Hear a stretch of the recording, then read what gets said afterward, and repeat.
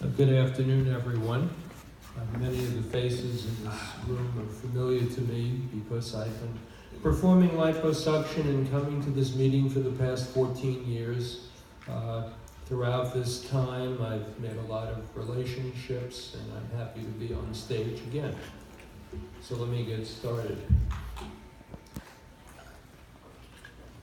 First of all, I have no financial disclosures.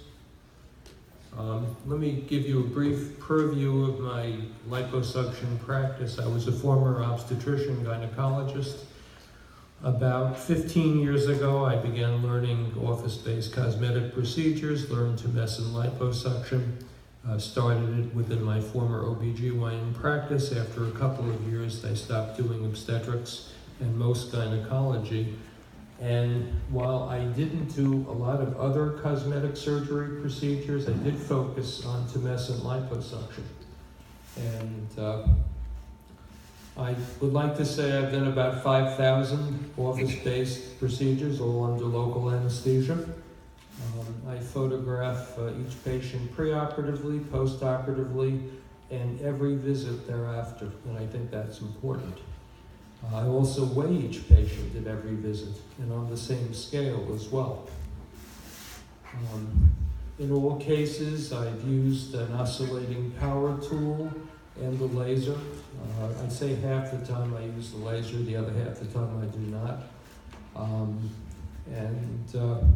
I found through the years that there is really a profound relationship between subsequent weight gain and the outcome that patients perceive, and I will show you that in a few seconds.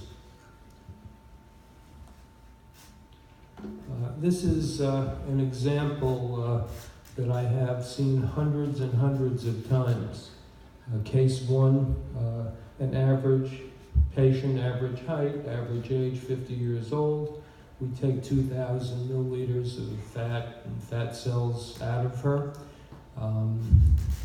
And she's 145 pounds before treatment. A month later, 142 pounds. 8 months later, she balloons to 157 pounds.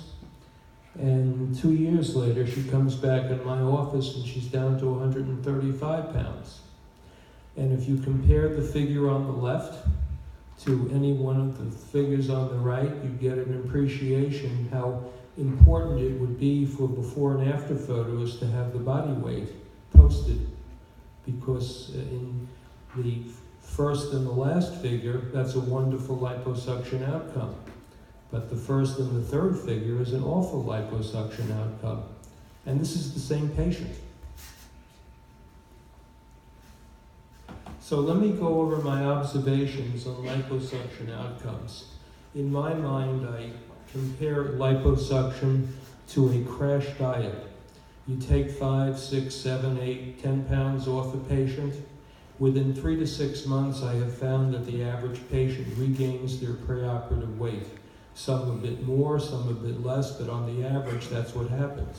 And that's sort of what you would expect, because the genetics and environmental standards for each patient brings them to a certain weight at a certain age. In general, liposuction outcomes are always improved by maintenance of the weight removed during the liposuction procedure. Because when you think about it, if you take 6 pounds of fat off someone around their abdomen, waist, and flanks, if they regain that, it has to be stored somewhere. And the places it gets restored are within the previous liposuction site, giving some irregular fat restoration in clusters of fat cells within that zone. And you also get secondary boundary enlargement, and you also get remote enlargement as a result of restoring that fat. In general, the smaller the patient, the more manifest is the disappointment when postoperative weight gain ruins what are previously good liposuction outcomes. In general, the larger the patient, the smaller is the degree of disappointment. So you take a 120 or 125 pound patient, even a 3 pound weight gain can turn a very good outcome into a very lackluster or poor outcome. For example, here's a patient, 30 years old, 5'2", 124 pounds, took out 2,000 milliliters of fat cells. The figure on the left is what she looks like at 124, her preoperative weight. 2 weeks later, she's 121. 2 months later, down to 116, which means she lost 3 more pounds in addition to the weight that I took off of her. And then 6 months later, she goes right back to her preoperative weight of 124. And you can see, comparing the figures on the right, that the third figure is a wonderful outcome. But the fourth shows bloating, shows irregularity within the liposome, and it shows boundary enlargement as well. And yet this is the same patient.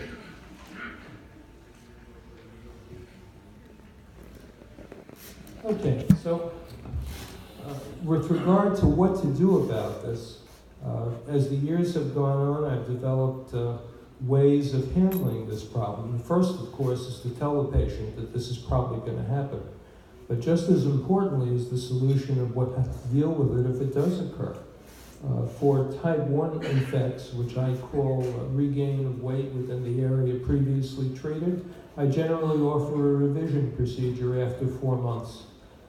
This is at no additional charge, it's included in the price, and all they have to do is be no heavier than their preoperative weight. I don't ask them to be even lighter than their preoperative weight.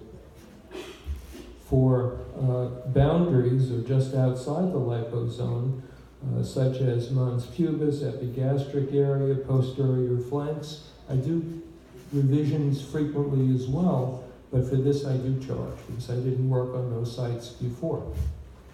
And for remote or type 3 areas unrelated to the liposome, such as breasts, buttocks, face, which may be cosmetically favorable to some patients, but visceral fat pad as well as the arms, inner thighs, outer thighs are cosmetically unfavorable.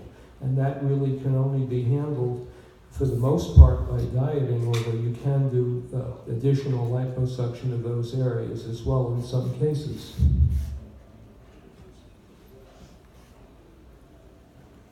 Okay. For the type 1 defect, as I said, I use a power assist and sometimes a laser as well. The procedure is done at the end of the day. It takes maybe 30 to 45 minutes because it's a small revision area. Frequently it's periumbilical or upper abdomen. And I found that patients actually are very happy, even if their weight subsequently does increase, and I'll show you that in a moment. But of course, nothing can beat getting the additional weight off, so dietary management is important. For type 2 defects, I frequently make those corrections at the same time, and I will demonstrate that in a moment.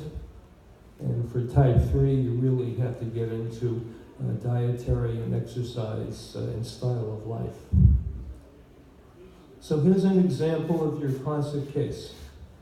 Patient, 45 years old, had 2,200 milliliters of fat and fat cells removed from abdomen, waist, flanks. Before treatment, 151 pounds. A month later, with a little residual swelling, 148. 9 months later, ballooned up to 161. So that means a regain of approximately 5.5 pounds that was taken off, plus another 10 pounds. And as you can see, it doesn't look so good. There's irregularity within the liposome, the upper abdomen, right lower quadrant. The upper inner thighs have increased. But then if you do a revision on this patient, even though at a time later she's still 161, as you can see, it's much smoother than it was before. And what you've done basically is you've corrected the areas that were previously treated, although you haven't reached under the muscle or inside the body cavity to remove any additional fat. So if you compare the figure on the left with the figure on the right, here you have a patient who underwent lipo, gained 10 extra pounds plus the weight I took off, and yet she looks much better than her preoperative weight. These are the side views for the same patient. And these are the back views for the same patient. In figure 3, you can see the preoperative vision area included the hips, which had enlarged, and that's basically a type 2 or a boundary effect. Here's case 4, and I could, if I had more time, I could put up dozens and dozens, probably hundreds of cases, because as I said, I photograph every patient, every visit, and every body weight I take. A patient that I worked on at 130, 6 months later, she looked pretty good. 2 years later, she was 145. I had performed 2 other liposuction procedures, arms and upper back, and then about 4 years later, she wandered in, having gained additional weight, and as you can see, the buttock enlarged significantly. In fact, I sometimes use this because some patients come to me and say, I want the biggest butt possible. So I say to them, okay, go ahead and gain 10 or 15 pounds and we'll resculpt you, buttock and the adjacent areas, and that works quite well, actually. So finally, my recommendations for treatment. Patients don't know about the effects that are discussed in this presentation, and that's important. It's important to discuss them when you're considering the surgery and taking consent for the surgery. Revision procedures for type 1 are useful because they correct any irregularities within the liposome itself, and I don't charge for that. However, sometimes I do boundary revisions as well, and I do charge for that. Type 2 defects, as I said, can be corrected, but I don't charge for that. Type 3 can sometimes be corrected, but visceral fat can only be removed by dieting. I believe it is crucial to measure the body weight and take photographs preoperatively in all subsequent visits because you get to appreciate subtle changes that are occurring and have the patient appreciate subtle changes that do occur. I have a strict written revision policy which is signed preoperatively and agreed to by the patient. I think that's important. And I believe that these considerations will make it easier to satisfy patient expectations regarding liposuction outcomes. And finally, my conclusions. Weight gain has a profound influence on liposuction outcomes. All you have to do is look at a panel of across the board, and I frequently put this up with my patients so they can study it, with the before, the after, at different times, along with the body weight, to appreciate the differences. The average patient will be driven by genetics and their environmental lifestyle to regain their preoperative weight.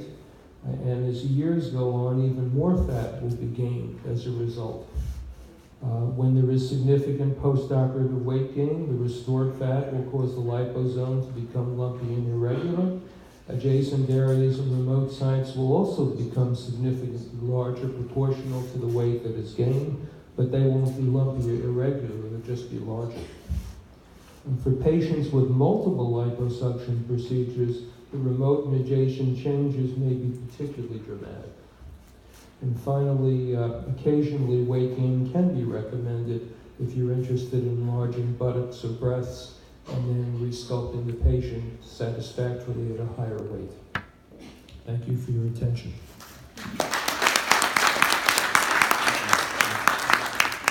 Thank you. That was excellent.